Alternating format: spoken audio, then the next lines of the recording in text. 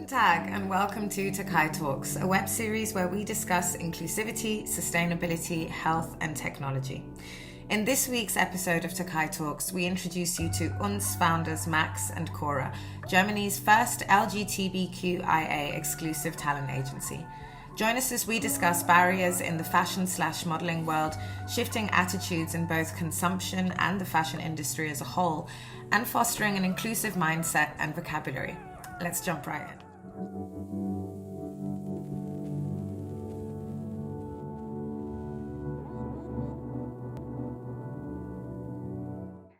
Yes. We are in sunny Berlin. It hasn't been sunny for like a week and a half. So yeah. I think everyone in the city is like, thank God right now. The mood has changed, you know. Yeah. But do you want to start? Go on. Hi, my name is Max. It's nice to meet you all. My pronouns are they, he. I am one of the founders of UNS, Germany's first LGBTQIA+ exclusive talent agency. And this is? And I'm Cora. My pronouns are they, them. And I'm also the co-founder. Yeah. Amazing. And how long has UNS existed? So we launched in the late 2020. So just over a year at this point. We're getting on for a year and a half. We were like a pandemic project to start with. We can totally go into more detail of the origin story later, but yeah, so started in the pandemic, became something much bigger than we originally expected it to. And now we're trying to navigate moving from a pandemic business into more of a, you know, typical running business, because all we've known is working from home and masks and corona safety, which obviously still has to happen, but it's a weird time to be in. Yeah, this is all we've known so far. So I can imagine all of the flourishing with the lack of constraints. Hopefully that will come soon for all of us. But yeah, I mean, how did you actually both meet? Because if I'm not mistaken, Cora, you're from the UK, and Max, you are from Germany. How did that come about? Have you known each other for ages, or? We know each other since, I think it's a bit over 3 years at this point, maybe. We met because Cora had a project which was called Queer Berlin. Cora is a photographer. I am a model, and and I was recommended to Cora for this project, and I really love doing these kinds of shoots. I was doing modeling on off since I think at this point, I think it's 5 years that I've been doing this. So we met up, we had the shoot, it was really great. And afterwards we had a vegan ice cream together, and we just started talking about our ambitions and expectations, but also experiences of being two queer people in the fashion industry, which is really harsh and brutal in general, but especially if you're marginalized. And I said that I was looking for representation, but it was really difficult for me to find an agency that was open to represent me as a non-binary person. I got a lot of feedback about, if you want to be a boy, then you should be a boy. Where's your beard? And then if they said if you want to be a girl, you need to have long hair and be a bit more girly. You shave your legs and everything. And I thought okay, I think that's not really what I want to do. And I thought I'm just going to Google queer agency Berlin, because we're in Berlin and there must be so many talent agencies that specialize on the representation of queer people. But at the time there was, at the time there was nothing, not even in the world. There were a couple of agencies that showed themselves queer friendly or LGBT friendly, but that was basically it. And I told Cora at this point that I was just giving up. I'm gonna do it myself. It's really difficult if you don't have representation, but whatever. And Cora, you studied popular music in London, and Cora told me that in music, it's actually quite common that if you just graduate from university and you don't have a label that represents you, you just create your own label. So you basically look very established, even though it's basically just you. Yeah. And you said that fake it till you make it. Exactly.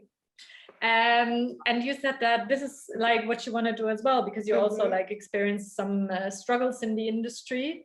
And so you told me maybe you want to continue. Yeah. Your side, Cora. So Max, you've been sort of working as a model, and a lot of the time, you know, brands would come to you and they'd be like, okay, well, you have to pick one side of the fence.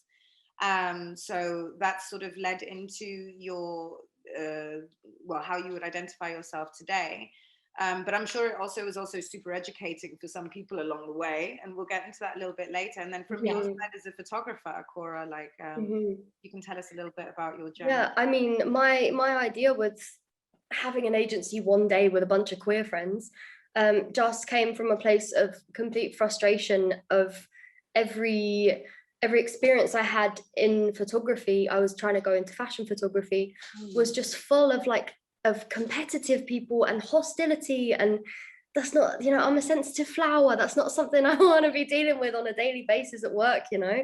I just so strongly believe that the more we band together, any kind of marginalized identity that you have and identify with, the more we band together, the more we get done.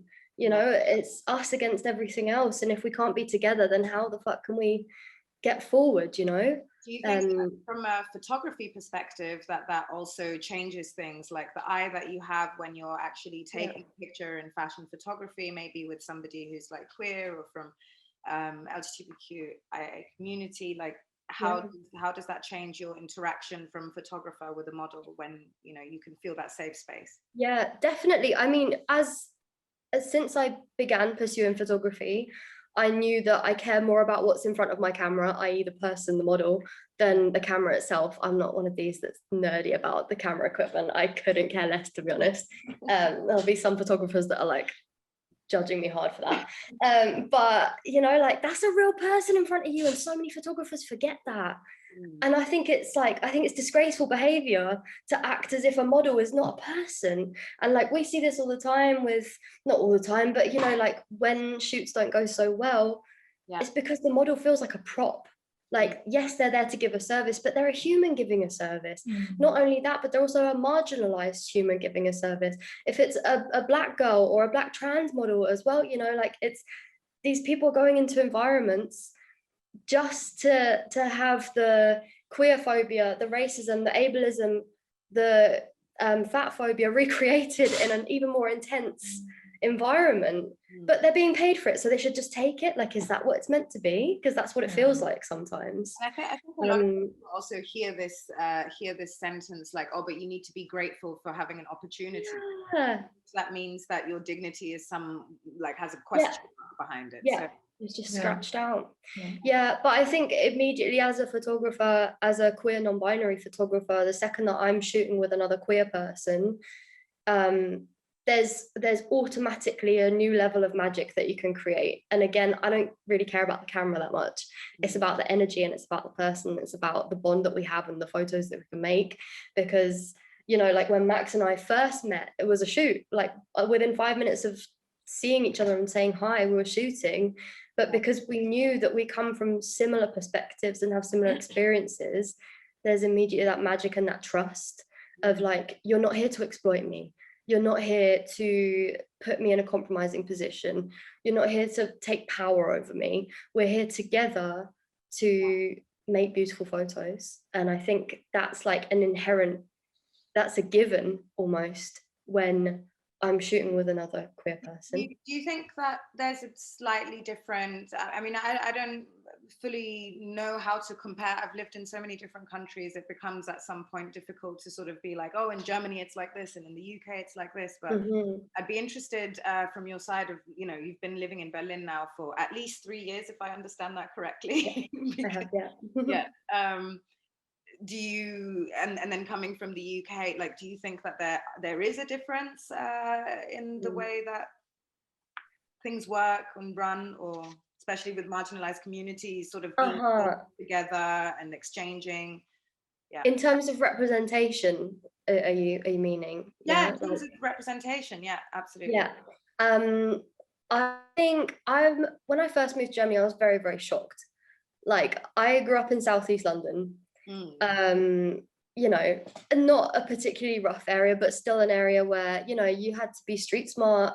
You had a lot of people from a lot of different places in the world around you. And so I grew up with this like huge perspective on what the world is and what people are, and everyone's different from different places, and that's amazing. And then when I first moved to Germany, I was actually teaching English for a little while. Yeah. And I remember walking into the school of kids and just seeing like 300 white blonde children. And I'd never seen anything like that in my life. And I was like, is this Germany? So, it's like, I sometimes feel like that in Berlin as well. Like, there's this fun shoot for a new brand, and it's so cool. And it's like streetwear or something. I can't think of an exact example, and then you get there and you're like, everyone's just like a cishet white German person. Like, how are we creating a table where these are the only seats? These are only people that have say in things. It's terrifying. And we see it often with clients sometimes, or, where they're coming to us and often with like really, really good intentions, asking for genuine advice and help. And if you're going to go to anyone for asking for advice and consulting about LGBTQIA+ issues, you're doing it right if you're asking us, and they obviously have good intentions, but we just see that there's such a lack of perspective of this kind of like cishet white German view on things that just goes unquestioned. How do you perceive that, Max, as like, being a native of Germany? Yeah, definitely. I think against Germany, really, it is just less maybe represented with different. We create, communities. I've lived here for 8 years now in Germany, and I've also, lived in Barcelona before, in the UK before, and so on. I don't really identify with any particular country, like my country, but was that something that was already clear to you, Max, sort of from the get-go? Is that something that you had to learn along the way? I think like when it comes to what Germany thinks is like diversity, in a way, we are very much like, let's say, almost behind. There is such a lack of understanding that, when you want to represent, for example, the queer community, you cannot just put a cis white gay guy in front of the camera and be like, this is the representation that we have. And that is like one thing, but also there is such a lack of understanding towards the issues in a certain way that are coming from the queer communities. So it's almost like when, for example, when we think of like concepts of inclusion or inclusivity, we always tend to think like, oh, we're like, dealing with the queer community, so they're really much looking onto like from a white cis perspective onto the issues, and everything that is almost added on top of like, issues and marginalization is like almost too much to handle. And I think this is like such a problem, like in every field in Germany. I think that not only like queer people in Germany experience it, but every form of like marginalized person experience it. And I think there are also so many topics of which I'm still like learning like about them, because the conversation around it is so new. For example, I've like just recently learned about anti-Slavism, and it was literally like the first time a couple of months ago that I heard this word. And my family is from Poland, and I like just slowly start understanding how I am influenced by Germany's anti-Slavism, and that this is actually a genuine thing. So I think Germany is very much, as you would say in German, in den Kinderschuhen, with like, attacking all of the like these problems and issues, and also understanding how like vast identities can be. And I think it's especially sad because there has been like a case a couple of weeks ago. It was like very big on social media. There was an organization that is like LGBT supportive, so they're there to help like LGBT people to when they like face hate crime or something like that. And they have like made a public statement where they have basically extremely discriminated any like non-binary person. And I'm thinking like, wow, we're even at a point where like the people who call themselves the experts or are there like to help and to support are actually not supporting like the community as a whole, but they're actually part of the problem and like almost like reproducing these issues. An organization that positions itself as an authority in stopping hate crime or pushing to stop hate crime is committing a hate crime themselves against their own communities. It's like, and just I forgot to add before, that in the UK, there's, I mean, most people have heard about how horrific it is in the media towards trans people. But then on the flip side of that, in terms of representation, true, diverse, authentic representation in fashion and media in the UK is, you know, Germany's decades behind what is going on. Similarly in the US, but mostly the UK is really doing really great with going in the right direction of true, authentic, diverse representation of LGBTQI plus people. Speaking of, in den Kinderschuhe, I'd love if you could both share a little bit, maybe some ABCs of inclusive vocabulary, because I think, for a lot of people who maybe don't have any friends really who are in, any sort of marginalized community, which, I mean, again, we were talking about lack of representation, but we were also talking about lack of sort of experience, and people really being, well-hearted and just needing that education and feedback. So when we say non-binary, for example, right? Please go for it. Yeah, I just want to say a thought before I forget it, that whenever we're asked about things like this, like how do I make my language inclusive? How do I be more inclusive? First of all, the first thing I always say is like, you just have to do it. You just have to be it. There's so much talking of like, oh, but can I say this? And can I do that? And I think the way around that is to think, is what I'm saying from my very own perspective in accordance to my very own experiences? Like, for example, if you're talking about bodies and you're saying like that fits a female body, if you yourself are a cis woman and you're talking about female bodies, you're talking about your kind of body, if you're a cisgender heterosexual person who's talking about relationships, and you're always talking about, because when the man and the woman do this, when a man and a woman get married, that is coming from your vision of what normal is. Right. I think this is where you've really got to pinpoint, and this unlocks everything to you. When I first realized this, I was like, God, I'm looking, something I realized kind of recently. I was editing photos of one of our models, and I think Max had said, like, I was trying to talk Max through how I was doing the editing and things, because I'm always very diligent in making sure that the skin tone is represented accurately in a photo.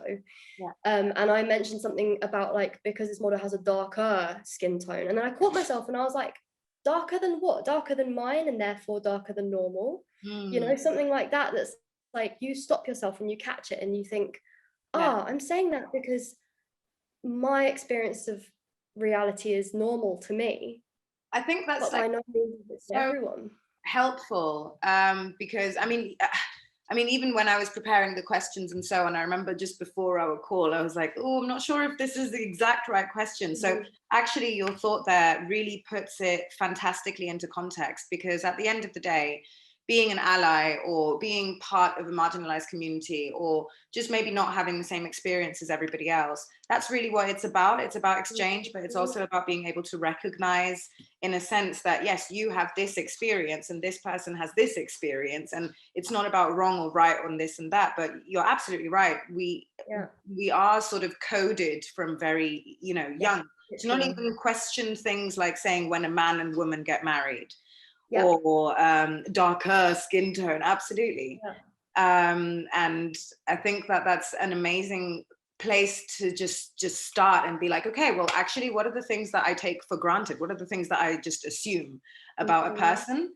And why do I feel a difficulty? Because I think that that's another really interesting part of the sort of emotional stuff that happens when people feel confused by where these pronouns are coming from all of a sudden. How have you experienced something like this in the past, where somebody maybe is a bit angry and they're like, oh, why do I now have to do this? Why do I now have to, what would you say to somebody like that? I mean, definitely we have experienced this a lot. I think like now bringing in the German language a bit, because that is again a total different topic. Wow. Just because, for example, in German and in English, in English, you have like as a gender neutral pronoun, you have they, which is a pronoun that already exists and is actually used in English to refer to a singular person if you don't know the gender of this person. So that is almost like, not saying that there is no issues around that and something on discussions, but in German, obviously, you have to come up with it because there is no gender neutral pronoun. There is er oder sie, but you don't have any like they. So we had to come up with our own ways of like expressing ourselves and like almost create new words. For example, there are the like neo pronouns, which is xia, xium, for example. There is a big debate about this, like even within the trans community, that people are like, why do I have to learn a new word? Why do I have to, and I think it makes sense to like try to see where this anger is like maybe coming from, because most people are like really scared of changes, and for them it's really difficult to basically almost like accept a reality that is not theirs, as if they were like afraid of it. And I think there is no thing that I can suggest or say to be like, oh, just say this and then the person stops being angry. I think it's like a constant thing of educating them, of like showing them a part of my reality, maybe of my identity. And I think after a while, like the more people like understand the concept, for example, of what non-binary means, the more they get open also to using, for example, neo-pronouns or a pronoun that they're not familiar with. Otherwise, I mean, what I can always say is like language is like there is an evolution of language, like since the beginning of time. We don't speak like, the Altdeutsch anymore, or like the old English or something like that. Our language is changing. And also, for example, the more like our technology evolves, the more like new words we like use and develop. Like if you ask my great grandmother, for example, and I would use like she's not alive anymore, but just hypothetically, and I would use the word computer, she would be like, well, what is that nonsense? It's like very normal that like the language is evolving. The more we start knowing, the more we start developing. And I had often a feeling that when you start reminding people of that, and also not only remind them that language is evolving, but also we have time to evolve with it. So, you will make mistakes in the beginning, and you will like, stumble over words, or you will like not know how to use it, misgender someone in this context, but there is time to grow into this. And I think as long as you're like honest and like well-meaning almost, you'll like, you'll be forgiven with your mistakes. Yeah. And something we always think about if someone's giving us a particular problem, because for me, my pronouns don't exist in German, and then you use they and he, so people are like, well, what's both? Like, how do I use both? Something we always try and think is, what is it about this situation that is making this person upset and making them lash out and think that we're not being fair by asking them to call me they, to call you they or he? Why is that not fair in their eyes? And we always, it takes so much energy, so much emotional energy to not get angry and not get defensive and not feel invalidated, because it's all of those things. It makes us pissed, it makes us feel like we're being invalidated and disrespected. So we often like to think, okay, so is this person particularly upset because maybe they're threatened by something that they don't know about, and they don't want to be embarrassed by not knowing something, so they're just saying they don't agree with it? Are they literally just very confused and don't want to put the energy into learning something new today? Is it that they see us as women and therefore don't want to listen to us about something, or don't want to give us anything because they see using our correct pronouns is giving something to us, is taking extra energy and giving us extra energy? So it's so complicated, but it doesn't have to be. In terms of how somebody perceives you and how somebody looks at you. And I think, Max, you made a point about that earlier, where photographers would be like, okay, well, if you want to be more of a girl, then be more of a girl, shave your legs and so on and so forth. If you want to be a boy, then go on and take some hormones and grow that beard, and so on. that must be incredibly frustrating to say, okay, this is how this is how I identify. It doesn't mean that on the outside I have to fulfill your perception of one or another thing. And I'd actually just touching on that point of evolution, because obviously this is also your personal experiences and also your experiences, you know, in the fashion industry, particularly with modeling and with photography. How is it now being business people? Yeah. I mean, well, we still refer to ourselves as business bitches because in our eyes, the word bitch does not have any gender. This also confuses people. But yeah, just to follow on from the last thought of people sometimes seeing us as women, means we also experience sexism. You know, this is like another thing. It's like, I don't agree with your silly little gender identity. To me, you are two ladies and I will treat you as such, you know, like it's all these, you know, our whiteness protects us from a lot, so much that we are constantly aware of, but it doesn't protect us from these sorts of things, you know. So our whiteness can, as our privilege as white people, can help us dig ourselves out of holes like this. But yeah, but anyway, being business bitches, sorry, we meant to ask you, like, are we allowed to be foul-mouthed on this? So sorry, sorry for the offense caused. Yeah, so I mean, you could, I'll say a bit about my experience, because this is a whole new world to me. One which I felt like at first I was just getting so frustrated and angry and upset at how people talk to each other in business. You know, Max had experience in these sort of things, this sort of context before, but I had never received a rude business email before, and I was just so like, is this how people talk to each other? Like, we are two human beings trying to make the same things happen, and we don't need to be rude, we don't need to gaslight each other, we don't, you know. I looked into this like business psychology before because I was like, I need to learn something about this, and I remember some of the points being like, you never say the word sorry, and you also, like, so you don't say sorry for being late, you say thank you for your patience. You never say the word but, you just say and. So you don't say like, well, that was really good, but you say and the bad thing. So I noticed a lot of this going on that I thought was hilarious but also infuriating, because I was like, this, so for example, like someone we were once working with and had treated us very badly as human beings. We were trying to get something nice done and we had not been treated very well. And then all this business psychology shit comes out and like, well, thank you for your energy telling me this. And like, no, we just want an apology. If you do someone wrong, you apologize. In my head, that's very simple. But no, it's also like a fantastic experience. I think it took me a few months of this like just confusion and infuriation to be like, do you know what? I think I can play this role pretty well. I've always been like a very overly nice person, but I've become a bit of a bad bit. Well, we both have become a bit of bad bitches in the last year.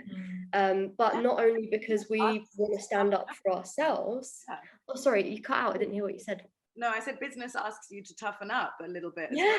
At the same time, I think that shouldn't sacrifice proper human connection. And, you know, the whole core of your agency is exactly that, is recognizing humans in all of the spectrum. Sorry. Exactly. No, not at all. Yeah, so as soon as I kind of realized this and thought, you know, not only do we need to stand up for ourselves, but for our talent. You know, we have like 80 LGBTQI plus people with all kinds of backgrounds, all kinds of levels of experience, all kinds of marginalizations, and we feel the very, very heavy responsibility always of our commitment to these people. You know, we are literally here doing this for them. We may have our personal goals, everyone does, but when at the end of the day, essentially when it comes down to it, we are doing all of this for people that experience hardships from who they are as LGBTQI plus people, and we are doing this for them. So as soon as we realize, like, God, we can't let people treat us like this, because if they treat us like this, they're also treating our talent like this, and that's not going to happen. We don't stand for that. So, you know, we have, through a lot of trial and error, have found, I think, what is a really impressive, compassionate, but strong way of resolving things when our talent are not treated right, we are not treated right. We spend so much more time and energy than 95% of businesses do on things like this, on like diplomacy, on conflict resolution. We write drafts of emails and we send them back and forth to each other until it's perfect, until we know that we're being neutral, factual, but also like, we will not stand for this. And that's something I'm so proud of us for. I think we do that in a really good way. I think it's a really good skill to have, so go us. Who does all the numbers work? Who gets the paper shifting? Is that you, Max? I feel like, I must say though, this is a bit of a pat on my own back. I feel like I'm really good at maths sometimes, so I can do some sums. Okay, yeah. Excel, here we go. Let me creative. I didn't do that. Yeah, exactly.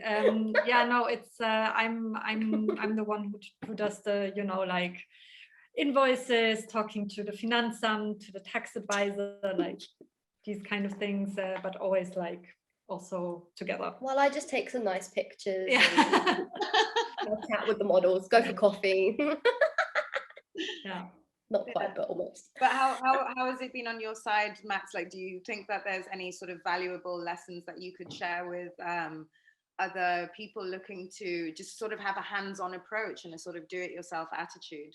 Yeah, I think I've been really happy to see that we have like the amount of like positive feedback we have received from people that we worked with. Also like in moments where it wasn't really necessary to give us feedback, but they like wanted to reach out and tell us that we did a good job. So I have definitely learned that, like, I think we're putting, as Cora already said, we're putting a lot of energy into this, into making like sure that our talent is safe, but also trying like to understand that like a bit from the client's perspective, or at least from the people that are working with the client, because it is, you know, you have to compromise a lot, you have like limitations, the client has an idea, then I don't know, I don't talk to the client, I talk to the production company, who is also like the messenger. And I think we've done, like, as you said, like quite a good job in finding a good balance into like getting like what we want and making sure that things go like okay.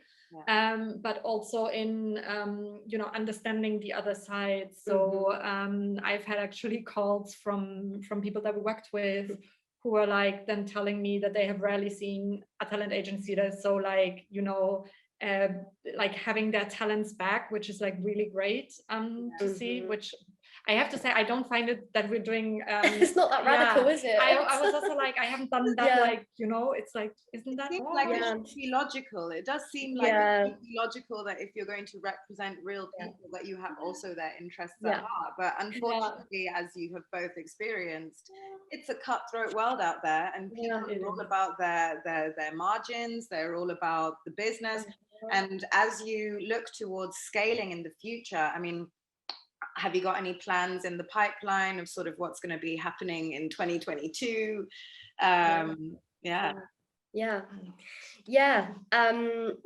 also just one last thought really on that last bit is that there's that we always talk about this like self-perpetuating cycle of harm and damage that everyone taking part in the fashion and modeling industry is continuing until you disrupt it. So we like to think ourselves as disruptors of this, you know, and we take any opportunity to disrupt this perpetuating cycle of harm that is microaggressions, that is just rudeness, that is lies and dishonesty in terms of like money and things being passed around, you know. So yeah, that's again another one of our huge goals in this. But yeah, in terms of this year, so we're slowly just starting to make plans and start taking action on our plans to expand to the UK. That's as much as we will say right now. It might not be for a little while yet, but we're starting. We've started working in London already, so that's where I'm from, so it's like feels natural that we need to branch out, you know. So at some point there'll be Berlin and London bases. Are you accepting model applications at the moment from the London area?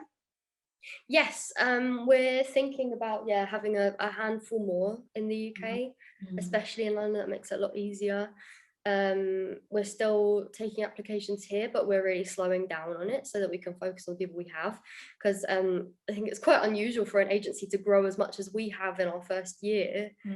We have around 80 people who we're in almost constant contact with, and you know, like we update everyone's digitals quite often. Like on Thursday we have our next digitals day, the models headshots. So we just love to, you know, like see them all and make sure that everyone's happy with what's going on, and that we're doing all that we can for them. But also actors, maybe you want to touch on that? Yeah, exactly. So I think when we started this agency, we had obviously like a plan of where to go, but then there's a lot of things like just came along like during the year where we were like, I think we need to act upon it.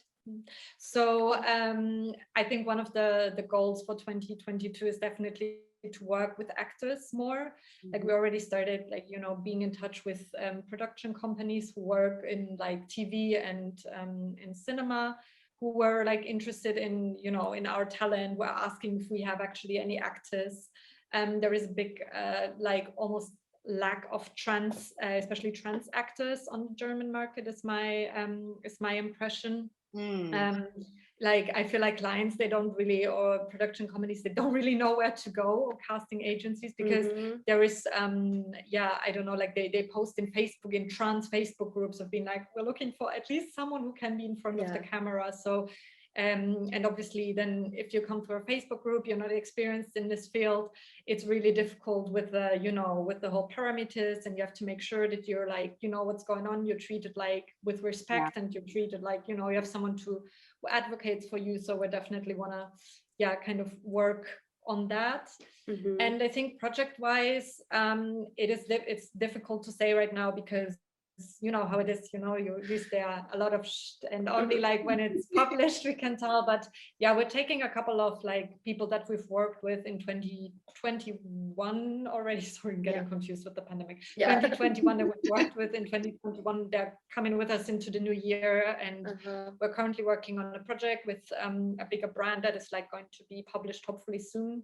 Let's see when they decide to. So like just I think look on our Instagram to see to be up to date with what's we're really working on a whole host of really exciting things that could be really huge right now. So me as a British Gemini, having to sign an NDA is like my worst nightmare. You're exactly, TAKAII, you're the same. Like I want to tell everyone about everything all the time, and when someone's like signed this contract saying you can't tell everyone everything all the time, we just had to sign one again yesterday, and I would love to tell you about it, but no, I completely understand. I mean, things are in the pipeline, and I have the biggest of faith that you both will do your models and actors in the future right, and you know, find happy jobs for them to fulfill as well. And I think it's really interesting as well, looking into actors, what we were saying about how diversity and representation of diversity in the UK is quite advanced, well, in comparison, let's put it in this way. So I think it's really important that Germany also has more storytelling from more voices, from more backgrounds, from more marginalized communities, so that people can actually start to, you know, just assimilate the process of not everything is just this one perspective, you know. And sort of just going to your announcements again, tell us a little bit about last year. I mean, I was really excited for you when I saw that you had worked together with, am I allowed? I think I am. It's already published with H&M and so on. If it's done, then you can say it. About that. So we had 2 times that we worked with H&M. One of more of a project that was us, and one of our talent was placed in was actually in the window of the H&M in the Mall of Berlin, which is quite exciting. We took the model there, and we took pictures of her in front of it. It was a very exciting day.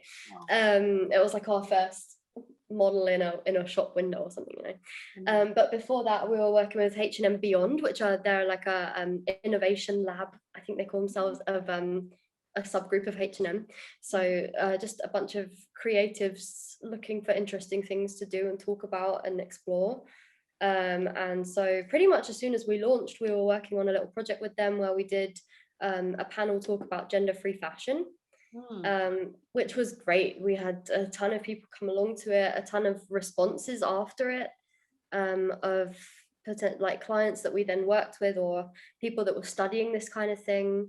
And it really put some fire in our bellies about our passion for degendering fashion. And we've actually just been in talks to some other people about doing something similar to do with this in the future. It's a huge topic, and especially as people who are just interested in fashion anyway, pairing this together with our basic identities, it's a huge thing for us. So it's something that we've just absorbed a lot of knowledge on, and therefore can talk about and explore. I love that point, degendering fashion. I think it's so important, and I think that there's so many different things which are affected by that. For example, in terms of just the shopping experience, right? And then also the kind of sizing issues that people have, which a lot of the times just by the existing sort of binary set of, this is this size, this is this size. A lot of people already fall by the wayside, with their body shapes, and it doesn't even have to necessarily be about how they identify. And that's something which I think I've always been really excited about your agency, about your ideas in general, your vision.